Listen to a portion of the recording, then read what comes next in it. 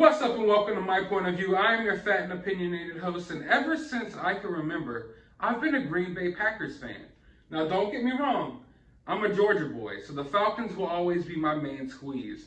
But I've always had like this side affair with the Green Bay Packers, probably because Brett Favre was my favorite football player of all time. I absolutely loved Brett Favre growing up, and I would still call him the GOAT to this day. Sorry, Tom Brady. But I've never been a big fan of Aaron Rodgers. Don't get me wrong. I acknowledge he's one of the best QBs out there. But I've never really, I can't say I dislike the guy. I don't dislike the guy, but I've never really loved him either. You know, I've just been indifferent towards him, although being a Green Bay Packers fan. But that changes today. Today, I became an Aaron Rodgers fan. Why? Not because of anything he did on the football field, but because of something that happened off the field. It's because of the fact that he stood up and wasn't afraid to voice his opinion, and he stood up against the cancel culture woke mob. And you know what? Hats off to you, Aaron Rodgers, because it takes a lot of courage to do that in today's world.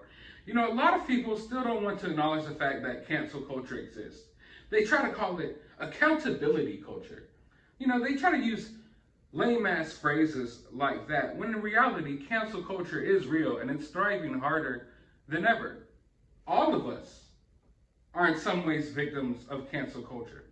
Some of you watching this video right now, you're afraid to voice your real beliefs and opinions on social media and at the workplace and with friends because you're scared of the backlash you'll get. Because in today's world, it's like they try to force you to think one way.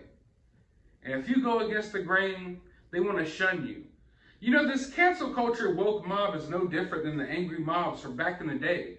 They used to light people on fire and say they were witches. You know, it's basically the modern day version of that. Except nowadays, if you maybe say something that's politically incorrect or goes against the main way of thinking or is offensive to a certain group of people, it automatically warrants for you to lose your livelihood, to lose your job, to be othered in society. You know, othered means you're not one of us, you're one of them, you're the others, you're bad, you're wrong, your way of thinking is wrong. So Aaron Rodgers today stood up against that, cancel culture mob. And I know some of you probably haven't been following this and you're wondering, well, why is Aaron Rodgers getting canceled? Well, he's getting canceled because in an interview, he said that he was immunized. But it turns out that he hadn't gotten the COVID vaccine. But you see here, it was more of a play on words. He's immunized. Now, for those of you who don't know, immunized basically means that when you're giving this vaccine or shot, we'll call it a jab here because you really can't say the V word on YouTube. So that just lets you know right there. That lets you know right there. If we can't even say the word that starts with the V and ends with the E, you know, the little shot that you get that's supposed to help prevent the, yeah, that. You can't talk about it on YouTube. Why? Go figure. But anyway, let me not go too far off the rails here. Being immunized means that the jab that you get makes you immune to whatever disease. Now, the COVID jab, oh God, wait, I can't say that word either. So let's call it the beer bug. The beer bug jab, right? It doesn't make you immune to anything. Now, it supposedly lessens the symptoms, this, that, and the third. We're not going to go into full details there, but basically, to say you're immunized is to say you're immunized against various different things. He said he was immunized because if you got the beer bug jab, it doesn't mean you're immunized. It just means that you're jabbed, you know? So you got to place the words in there for me because I can't say those things on YouTube. So it sent people off the rails because for some reason, there's this hyperfixation in today's society on other people's what other people do with their bodies and their medical beliefs and their political beliefs and what they decide to do with their bodies. Why does it matter to you if someone else got a shot or not? If you got the shot, you should be protected, and it's not up to you what other people do. Now, like I said, I'm not here to get political. I'm not here to fight on either side of the debate here. All I'm saying is it's none of our business if Aaron Rodgers got the jab or not. But let's just listen to what he had to say real quick. Water drink. It's going to be a long one.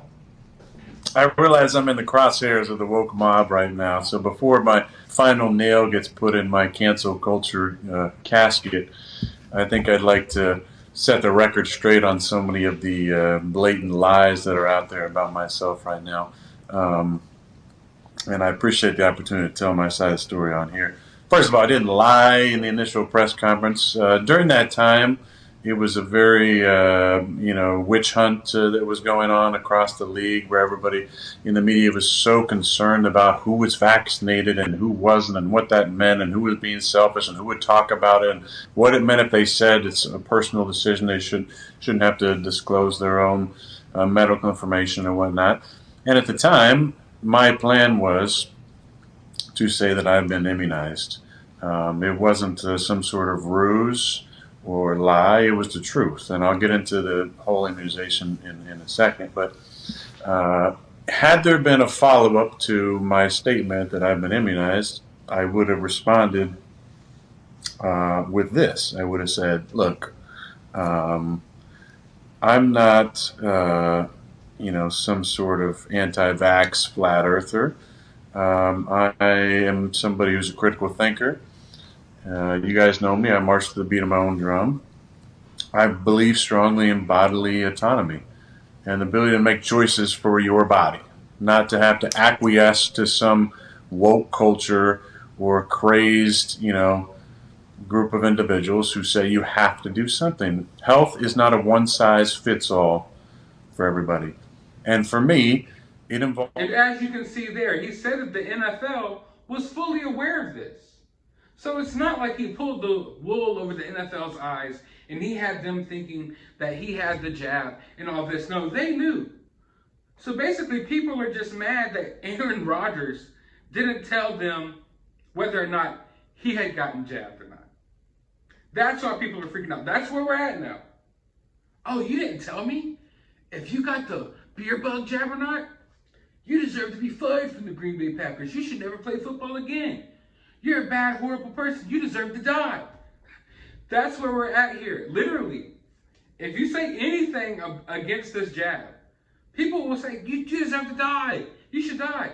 But wait, I thought you were worried about my health. And I feel like it's going over a lot of people's heads here that a lot of people aren't anti-jabbers, okay? A lot of people aren't anti-jabbers. They're anti-mandates. They're anti-forcing things on people. They're anti-telling people, oh, you got to get this. You're going to lose your job. When was the last time we seen something like that? And why does anyone agree with that? Why does anyone? It's really sad that some people have allowed their politics to get in their way so much with this jab and so much with this beer bug on both sides. But you really have to think about it. Most people don't really give a damn, okay? Let's be honest here.